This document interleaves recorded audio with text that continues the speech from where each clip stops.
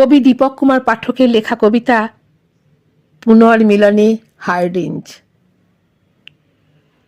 Hardinge, তুমি আমাদের গরিমা, তুমি গঙ্গা যমুনার মতো বহমান।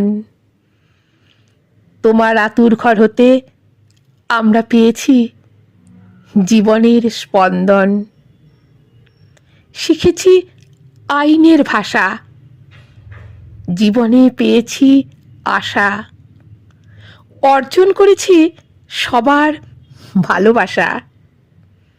রামধনুর দ্যুতি ছড়িয়েছে দিক থেকে দিগন্তে। তুমি হার্ডিঞ্জ আমাদের দিয়েছ আকণ্ঠ ভালোবাসা। হার্ডিঞ্জ, তোমার আঙিনা হতে আমাদের দীপ্ত পদচারণা বাংলা ছাড়িয়ে ভারতের অলিন্দে অলিন্দে। হার্ডিঞ্জ, তোমার জঠরে আমরা পেয়েছি মাতৃত্বের স্বাদ। হার্ডিঞ্জ, তুমি সন্তানের দিয়েছ গরিমা, দিয়েছ ঐতিহ্য, দিয়েছ সমাজে প্রতিষ্ঠা।